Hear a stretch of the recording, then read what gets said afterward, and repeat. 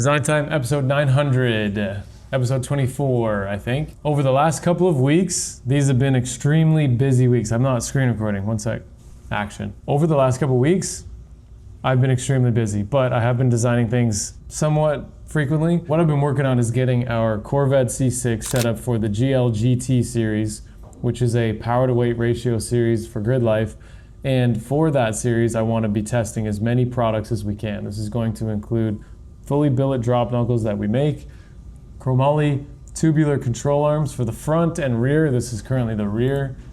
This is currently the front. I also went over how to design a tubular control arm on my Design Time seminar.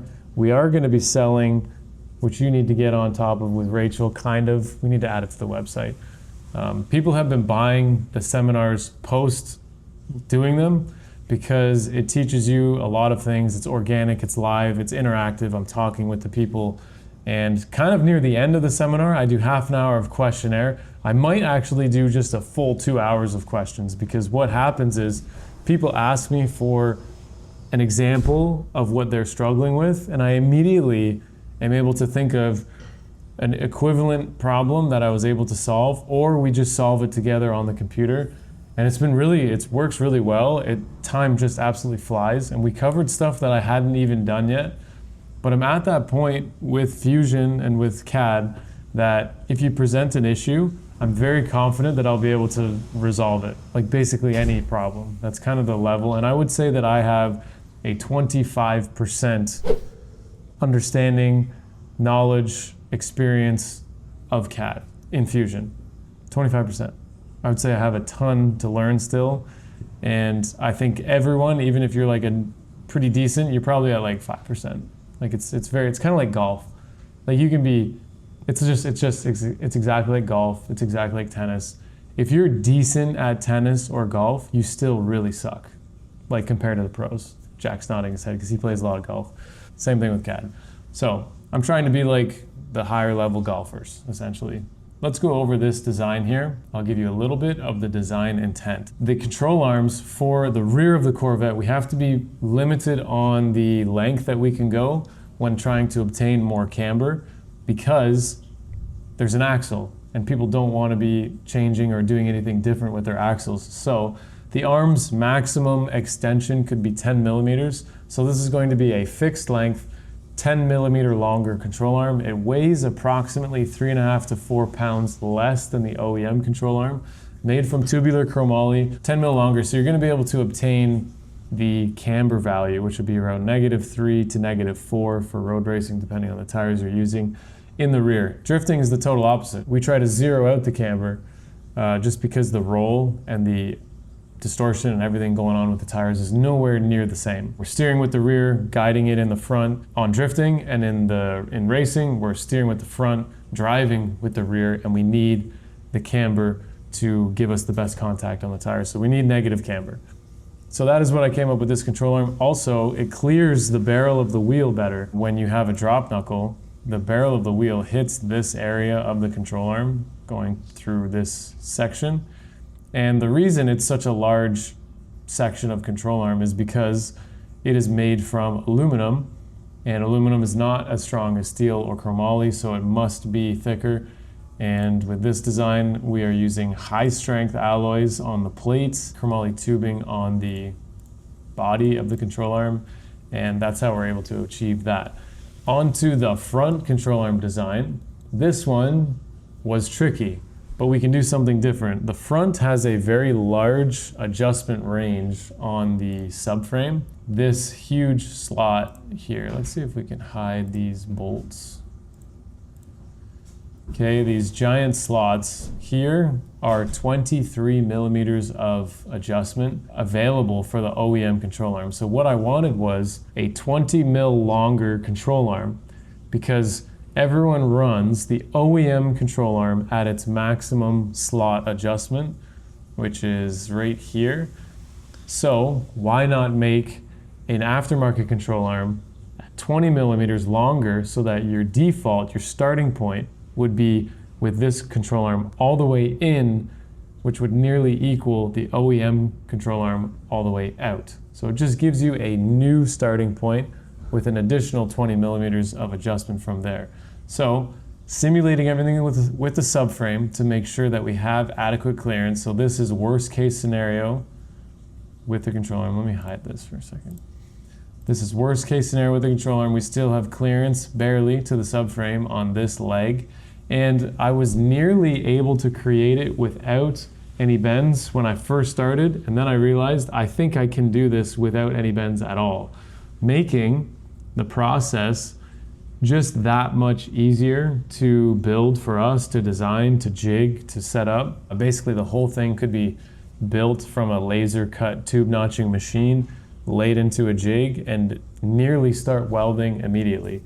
And the reason I was able to do that was because it actually gave me a better trajectory being straight and avoiding the bends. It normally would have had a bend here to kind of mimic what this plate design stuff is doing.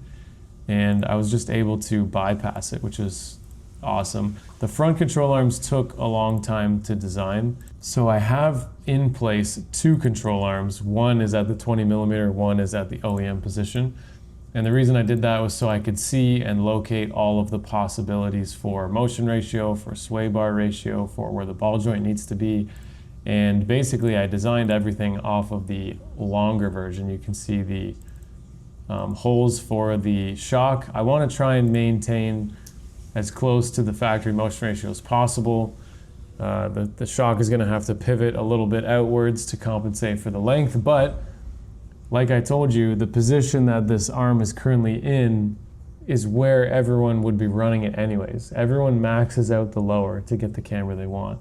So with this, we're able to increase stability, get a wider track width, fit a bigger tire while maintaining a good scrub radius, giving us the best possible characteristics for road racing by making this lower 20 mil longer. We need to discuss the design process on this.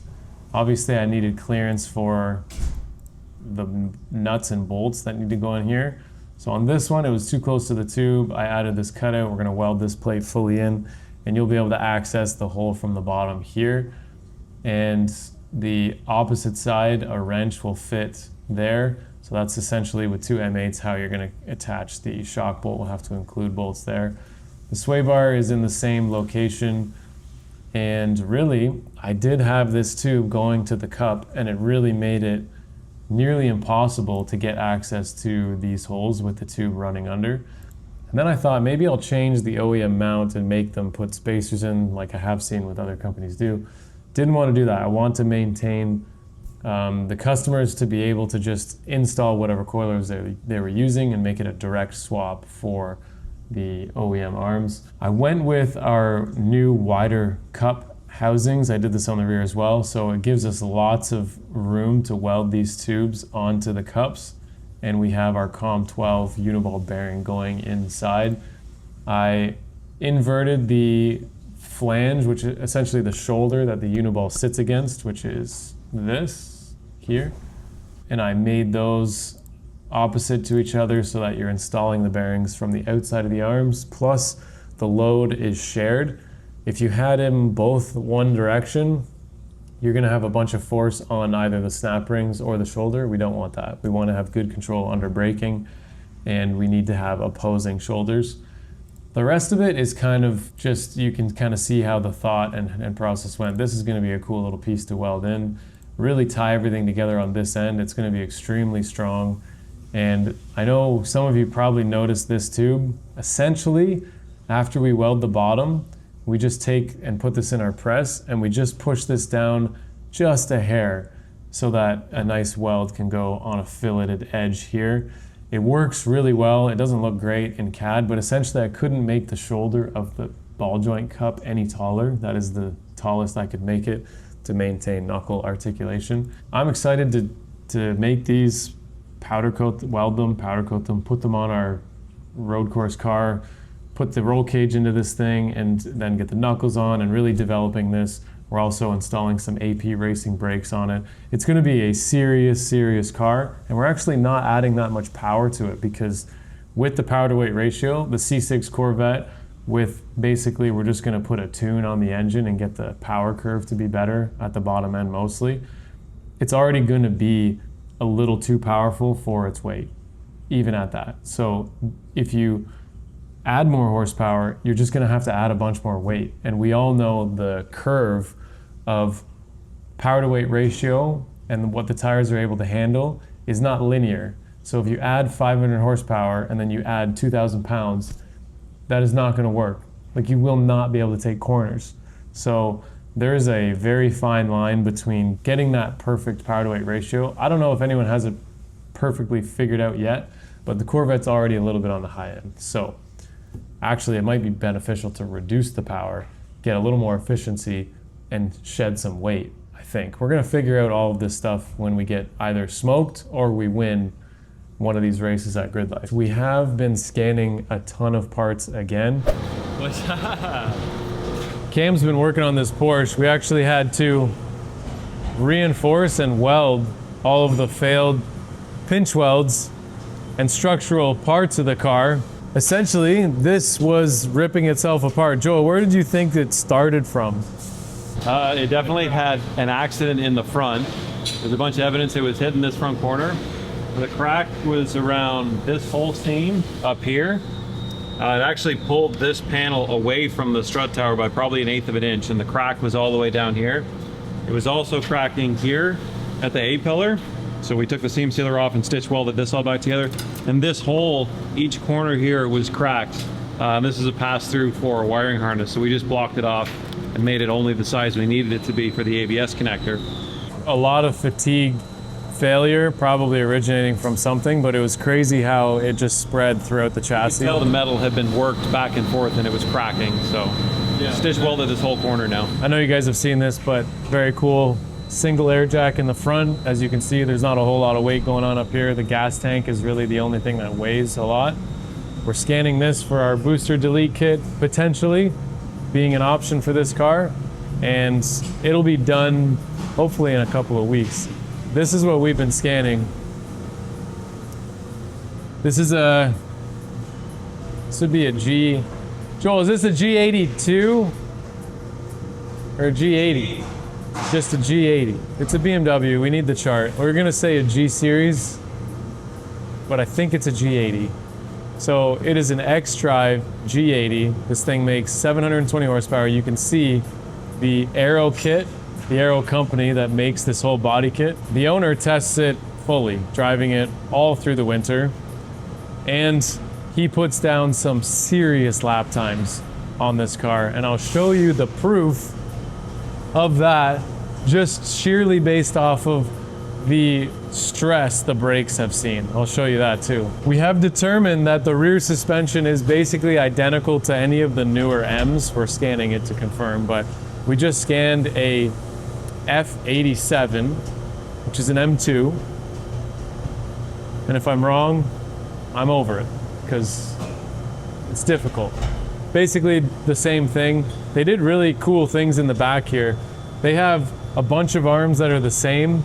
They're actually the same part number, like the tow arm and the traction arm, it's the same arm. So I sometimes wonder when the engineers make things, especially BMW, they make certain parts of the cars so different from each other when they could have been the same, and then they make other parts of the car the same when they totally could have been different.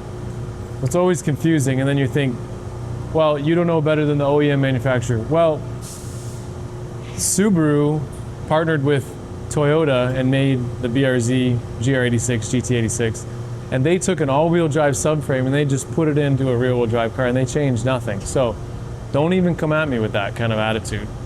They do it, and they do it because it's probably saved them multi-millions, even though it doesn't work that well.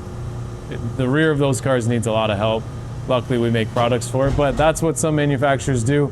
Anyways, coming to the front, Alex is putting the Raptor scanner to the test, making sure that we got it all set up for Donnie when we get down there. What I wanted to show you guys on the front of this car, it is huge. It's a big car. The brake force on these dowels, and you can see how the rotor's shifted, pushing against the studs. Look at the damage on these holes, on how much force is being generated. This car weighs like 4,000 pounds, and he drives it hard with huge tires, so it does make sense, but it's impressive. how much force. So we are making road racing parts for these cars. That's the intent here, because they are used so often, they perform so well that the market for a good quality lengthened or bearing style control arm is just, I wouldn't say it's wide open. There are options for it, but it is open for an improvement on the products. And the cool thing about these arms is the lower already has a bearing in it, which the number one improvement that you would do to like the earlier BMWs is get rid of the bushings. Well, they already did it on these cars. Usually they only put bearings on arms that would have springs or a shock going to them. That's oftentimes what you see, like an E46, for example. The rear upper control arm has a bearing on the knuckle because the spring is on it. And then the lower is just a bushing because there is no force. They've done all the calculations, they've determined what's required. These cars are sick. We also have the F22 over there that we're scanning a bunch of stuff on. Scanning a bunch of stuff on an RX-8, which is sitting outside. We just scanned an M2 last week. F87, we're just going nuts. You can't scan too many things. And what we've learned with scanning, you have to capture everything. We simulate sway bars, we simulate the links, we simulate everything. You can't miss a single thing. You can make assumptions that it'll always end up biting you in the butt.